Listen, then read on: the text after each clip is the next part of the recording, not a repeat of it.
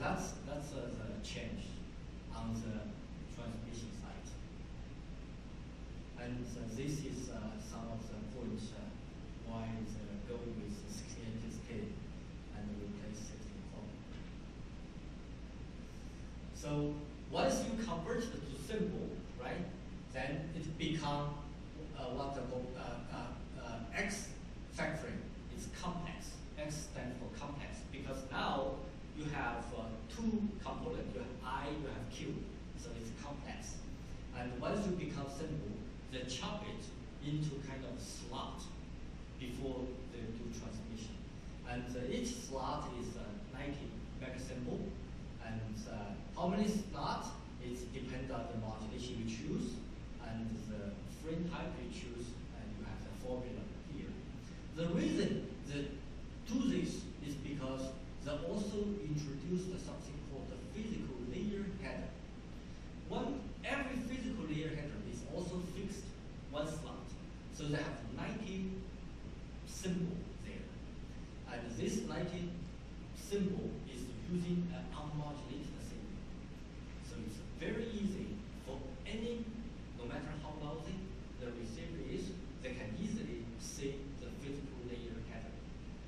And also, we introduced something called pilot.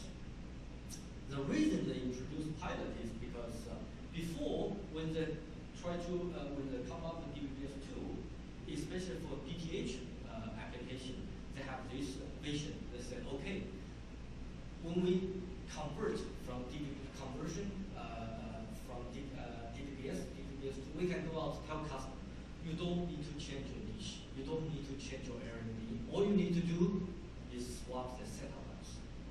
However, by going from DVB-S to DVB-S2, right, you have a higher requirement on the phase noise. And now you know you can go out and buy $1, $2, you can buy an R&D. But how can you guarantee it will receive the DVB-S2 signal? So that's when they introduced something called pilot.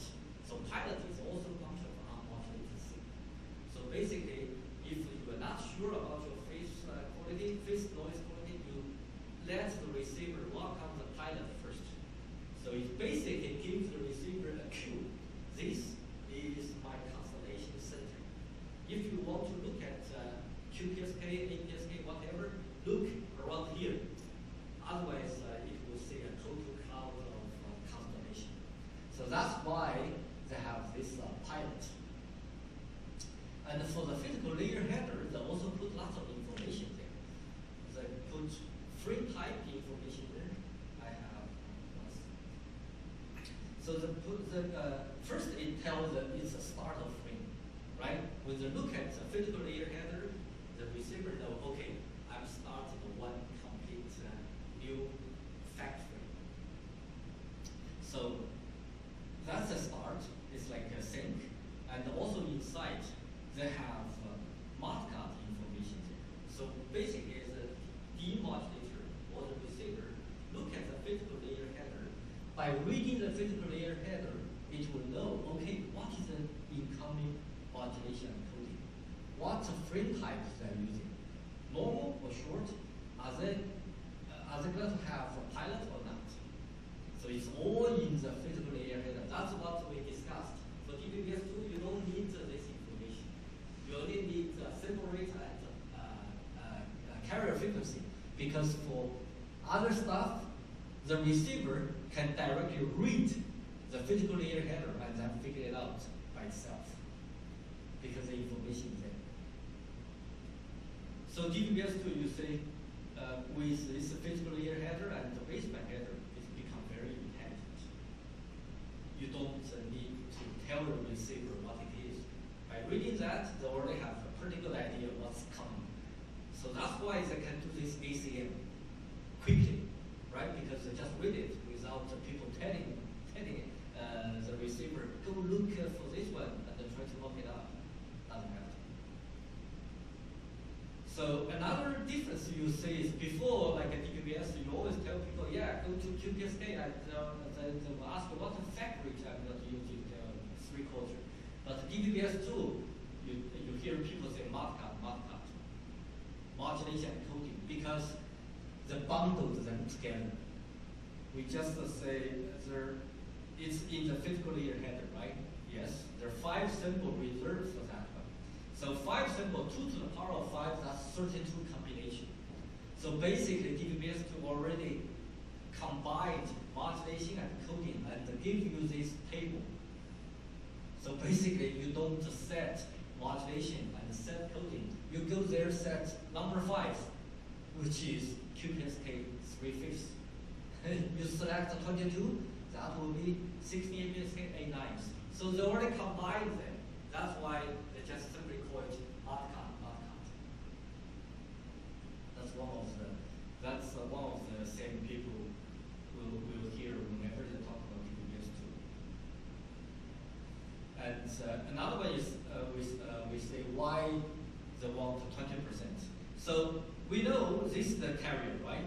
3 dB down from the top. This is your symbol rate. 26 dB down from the top. That's your occupied bandwidth. So if I maintain the same symbol rate by going 35%, I need much more occupied bandwidth. 25%, I need less. 20%, even less. So by going 20%, I keep my symbol rate here. I can use less satellite bandwidth. That's why people want to go 20%. So on the other hand, if you already rented a certain bandwidth, the satellite guys will not just sell you whatever bandwidth you want. They'll always put into different slots. You take this slot, even though you don't use the full.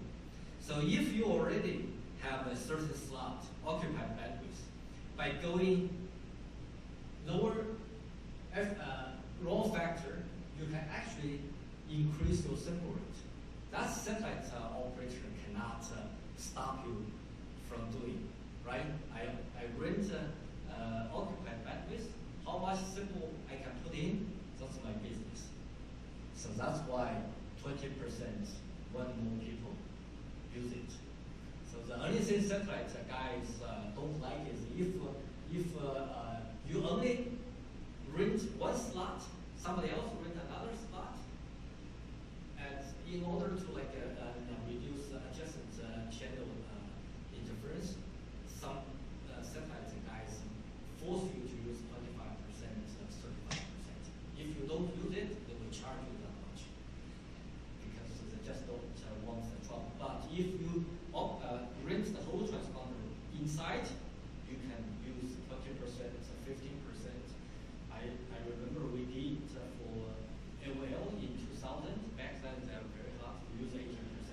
That's a time there is no DVB-S2, but they just want that efficiency. So this is the whole thing, how the signal come in from baseband, how the modulated carrier send it out. I'll quickly skip that one. And this is just some description of CCM, VCM, ACM. So I'll quickly go to here, and then we'll see why it's DVB-S2 can do so much. So actually right now, you can have multiple physical input. Like in our modulator, you can have 2 ASI input here. And IP, you have so many multiple ways to separate IP string, right? You don't need the multiple physical RJ45 connector because you can easily separate the different string in IP by Waylon tag, by destination address, by whatever, right? So if, like in our modulator, you have 2 ASI and 1 IP. Inside, when you go to modulator, you want to do multi-string, the modulator inside the DVB-S2 have something called a merger splicer. So basically,